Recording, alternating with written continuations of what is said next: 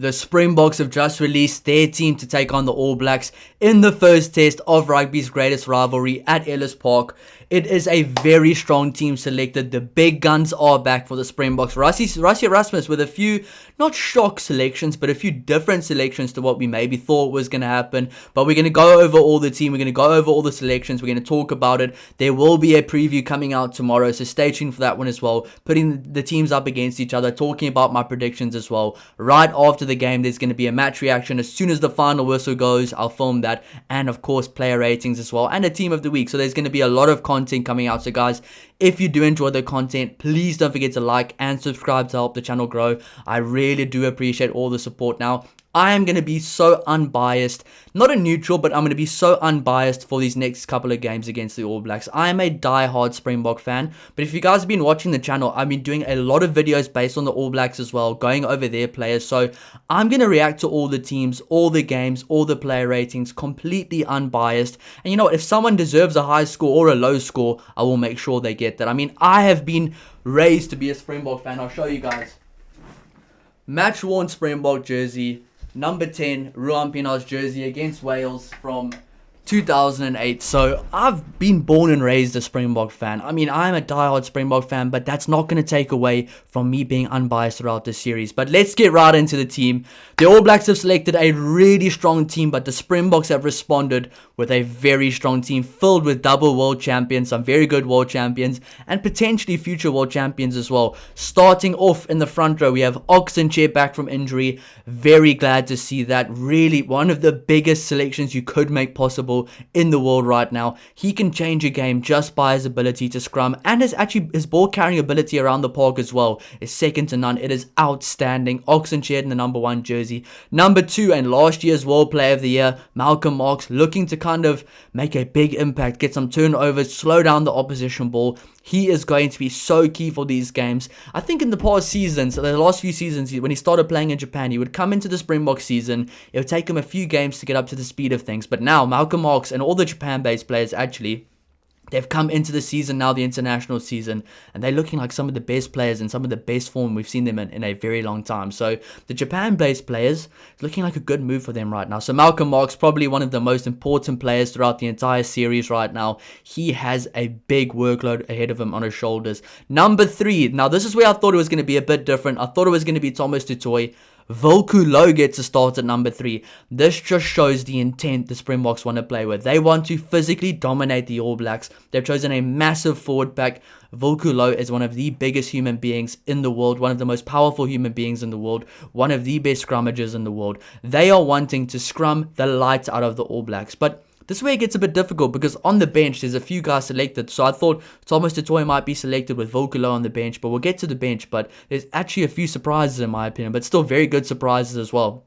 Moving on to the number 4 and 5 jersey, the lock combination. We have the most experienced Springbok of all time, Eben Etzebeth, in the number 4 jersey. Looking to kind of get back to his top form. We have to be honest about this. In the last few years, Eben Etzebeth maybe hasn't been at his best. I mean, that's coming from a massive Eben Etzebeth fan. He hasn't been at his best, but I will never stop believing in Eben Etzebeth to be a great player. He's not the enforcer you want was like a Bakkies Botha, but he can still run over people. He can still do his job extremely well, rack up the tackles, and very, very underrated at line-out time as well. His partner in the lock position, Ruan Nortje, currently the best lock in the Springbok system, the best lock in South Africa, and one of the best locks in the world. They'll be going up, I think it's against Josh Lord and Fabian Holland, a very good lock battle ahead of them. This is going to be absolute fireworks, and I think the lock battle is where it really all begins. The line-out battle, the scrum battle, all the little battles on the field, which I will cover in the preview, is what's going to eventually lead to the outcome of winning the game and eventually winning the series. Because the past few seasons, the All Blacks have kind of given us not get out of jail free cards, but with regards to like line out, scrums and all that, it's been a lot easier than it's been in the previous years against the very good All Black sides. But this All Blacks team right now is really trending in the right direction, and I think every little part of the game, the kicking battle, the aerial contest, the speed at the breakdown, the slowing down opposition ball, scrum, line out, more, every little breakdown as well, it's all going to be in war. It's all going to be a war. It's going to be an out-and-out battle, and I think those little margins will go a long way. Eben Esbeth and Ruan Nortje will make sure that the Springboks team can try at least win most of those little battles on the field. But moving on to the loose forwards, another big selection here. No Siya Kolisi. I think that is because of his injury. I did see that he was training, but obviously he's not going to not play in all the games. There will be games where he will play right now. Of course, there's going to be 4 test matches in a row against the All Blacks, so there'll be plenty of games for Siya Kolisi to play in. It's not worth risking a long-term injury right now to play him a week or 2 early. I think Paul de Villiers in the number 6 jersey, a big selection, but he has done more than enough to show that he can play in this team right now. He can make a very big impact. He's good over the ball. He will slow the opposition ball down. And Paul de Villiers and Malcolm Marx hunting your ball at the breakdown is something you don't want, especially if you might be a little bit off the beat when it comes to the breakdown. But you can see with the All Black selections, they have picked guys exactly to counter this. Tupou Vai, Luke Jacobson and those guys, they are workhorses at the breakdown. They are breakdown machines. That's where their bread and butter is. I mean, Tupou Vai hits breakdowns like there's no tomorrow. So this is going to be an out-and-out war at the breakdown. It's going to be very interesting to see the balance of how Paul de Villiers and Malcolm Marx can really actually influence the game at the breakdown area, slow the ball down, and maybe get a few penalties and a few turnovers as well, which is obviously big opportunities on the attack with the guys we have in the back line. Of course, number 7 and captain for this game, Pieter-Steph du Toit. He deserves it. He's earned it. I thought maybe Eben Etzebeth would be captain because I just like seeing Pieter-Steph du Toit play his own game. But I think we've seen in the last few games, Pieter-Steph du Toit is not the most vocal guy. He's not the most vocal captain. He just leads by example. He's going to play his own way. He's going to go out there. He's going to leave it all out on the field. And yes, he'll make some of the captain decisions as well. But I think within this Springbok team right now, within the All Blacks team as well, these guys know exactly what decisions they're going to be making. They plan well ahead. I think the part of being the captain will probably just be managing the ref, managing if there are things happening in the game that the ref might be missing. From both sides, that's what the captains will do. So the captain has a big role, but I think there's a lot of leaders in the team which will make Pieter-Steph du Toit's life a lot easier, and I think the way he plays will make everybody else's life a lot easier in the team as well. Number 8, the crazy maniac at number 8, the bulldozer himself, Jasper Wiese. I cannot wait to see this guy play. In my opinion, probably a top 2 8-man in the world right now. It's between him and Ardie Savia. For me, I think Jasper Wiese might right now on form be number 1, but I mean Ardie Savia is an absolute legend as well. So many incredible matchups in this game. Seriously, so many incredible matchups. Jasper Wiese is going to look to absolutely run through that damn wall of the All Blacks defense. He is a very integral part of the Springboks team to just keep going, keep pounding down the wall, and eventually the damn wall will break. So Jasper Wiese, a big game ahead of him. Eben Etzebeth even said he's got a few screws loose in his head when he plays rugby because he just doesn't care about his body. Moving on to the backline, number 9 and number 10, a very exciting 9-10 combination. Grant Williams at number 9, one of the best number 9s in the world, and number 10, Sasha Ngomazulu. Good to see Sasha back. I thought Manu Lebok was going to start because Sasha looked a little bit rusty in that Argentina game, but of course now he's going to be playing behind a pack that will get a lot more go forward ball, maybe a team that's has a bit more cohesion, a bit more synergy, where he can just play his own game as well, because realistically, Sasha Ngomazulu at his best is one of the best, if not the best player in the world on any given day. So I think the last few games, last few months, he's maybe not been at his absolute best, but the coaches trust him, and I think us fans have to trust him as well that he will get back to his best right now, and he offers so much. From a running perspective, he is one of the best. I think he might actually, probably him and Jalibert right now, might be the 2 best running fly halves in the world currently. He's fast, he's explosive, he scores tries for fun. Interesting to see if he's going to be the kicker for this game. Potentially might be, because he's been looking alright from the tee recently, not like in earlier seasons, but it will be very interesting to see if it's Sasha kicking or Cheslin Colby kicking. Now moving on to the centres, it is the most capped centre pair for the Springboks of all time. Jesse Creel and Damien de Lindy. These guys know how to play together. This is like the Ma Ananu and Conrad Smith for the Springboks right now. They know each other out and out. They know how to play together. They know how to get the best out of each other on attack and defense. They know exactly what they need to do in their roles to make sure that the team gets the result it needs to get. They are absolute team players. Perfect selection there. Moving on to the back 3, it's Curtly Orenson, number 11, Cheslin Colby, number 14, and my favorite player currently for the Springboks, Damian Willemse at number 15. What a back 3, and they are going up against Josh Morby, the unorthodox killer on the wing for the All Blacks, Will Jordan, the try-scoring machine, and Damien McKenzie, a bit of a genius there at the back as well. The back 3 battle is going to be, honestly, where I think the game is won and lost. Yes, the scrum battle is going to be crazy. The front, the tight 5, the line-up battle is going to be crazy. The breakdown battle is going to be crazy.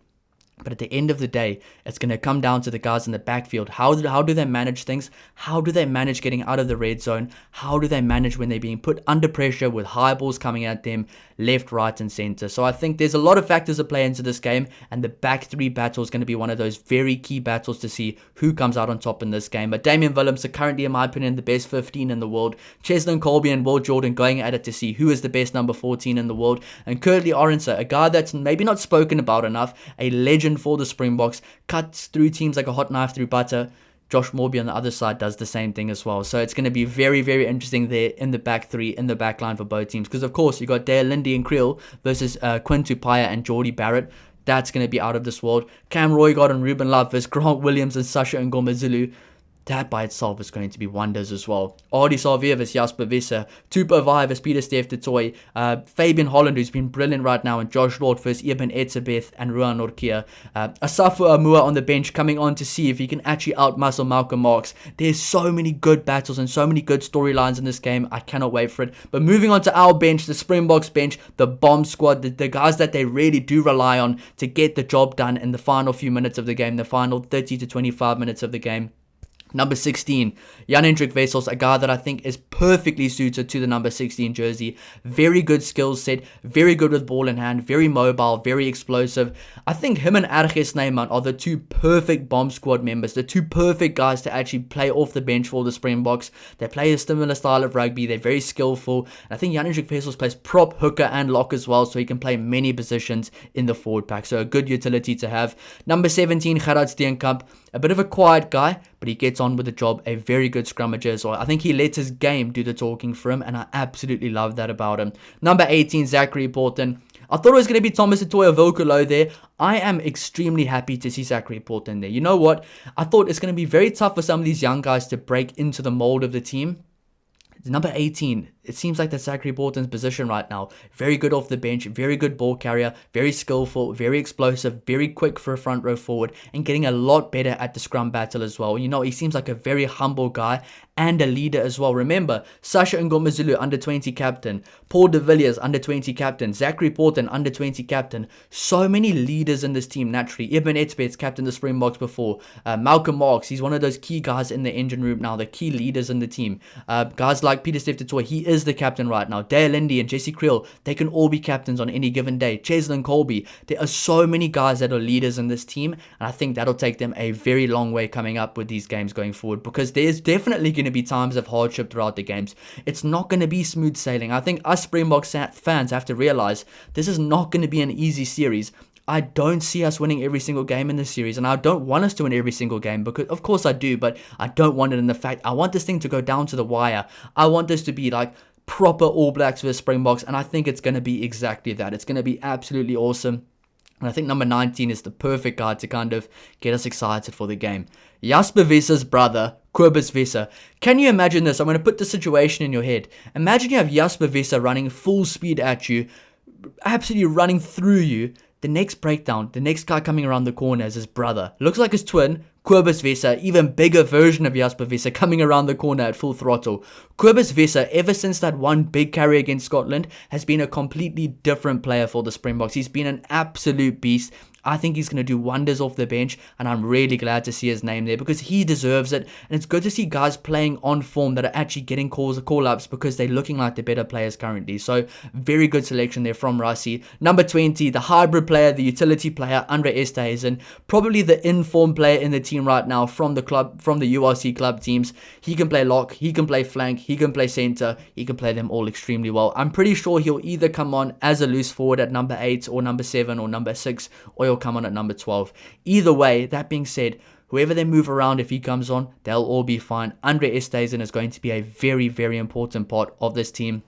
Of course, for the All Blacks, I thought Lester Fainga Onuku might have played a similar role to that. Unfortunately, he is injured, so hopefully he can heal up soon. He's a really fun player to watch. Can't wait to see him back on the field for the All Blacks. Number 21 is Marco van Staden, and this guy has been a beast. Every single time he puts on the green and gold jersey, he becomes a different animal. He's a good turnover threat. He can play hooker as well. He's a very good scrummager at hooker as well, and he's just an absolute dog. That's the only way to say it. He's like a dog. Just take him off his leash, let him go. He has so much determination to play for the Springboks. I absolutely love watching him play, and I think bringing guys on like Jan-Hendrik Wessels, Kobus Visser, Estays, and Van Staden together off the bench, it's like a pack of hungry wolves that just want to go eat. They just want to chase down their prey. And I think that's the best way to describe this bomb squad. Very, very fiery. But of course, they are coming up against guys like Fletcher Newell, Asafo Amua, Kyle Preston, Anton Segner, Peter Lakai. The bomb squad battle, the bench battle is going to be really where I think the game can be slipped away or completely won. It's going to be an absolute war of attrition, a battle. And that's what I love about this game. It's going to be a battle till the very end, till the last 80th minute of the final test, and I truly do believe that. Even if the series is already won by then by whichever team, I do believe that these teams, every single game they play, they do not want to give each other an inch, and I absolutely love that. Moving on to number 22, it's Kobus Reinach. I think Grant Williams right now is the scrum half on form, so it makes sense to see Kobus Reinach off the bench. He's been doing really well off the bench as well. I mean, last year he played a few games in the starting lineup, did very well, scored a few tries. I think Grant Williams right now deserves to start, but Kobus Reinach or Grant Williams, they're very interchangeable. They're very good players. I was really advocating for a guy like Ambrose Papier, but I think he'll get his chance later on. Kobus Reinach is the guy right now for the number 22 jersey. Can play number 9 as well. And number 23, one of my favorite players, Manie Libbok. Can we please stop being negative about Manie Libbok? One of the best players in our team. Gets the best out of the guys when he comes on. I'm actually happy he's not in the 10 jersey. I'm happy he's in the number 23 jersey, because he always takes time on the bench to analyze the game, see what's going on. He really does adapt well when he comes off from the bench. Last year in Wellington against the All Blacks, he came from the bench and furthered our lead the way he played. Pulled the strings very well, put the other guys in good positions. He is such an attacking mastermind for the Springboks. Good kicking out of hand as well. Always puts the ball near the 5-meter line for penalties. He is such an important player off the bench. I think all the players on the bench know exactly what they have to do. They might bring them all on together. If the Springboks are behind, they'll probably clear the bench. If the Springboks are ahead, they'll probably clear the bench as well.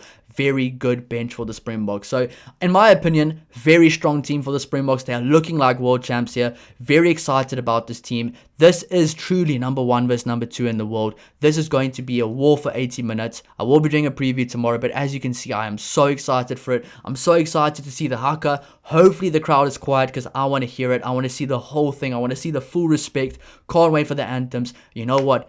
I can't wait for that first tackle and that first breakdown. It's going to be absolutely awesome. A very strong team selected for the Springboks. Let me know what you think down below in the comments. Which players are you excited to see? Which players do you think will have a very big series for the Springboks? Thank you so much for all the support, and I'll see you in the next one. Cheers.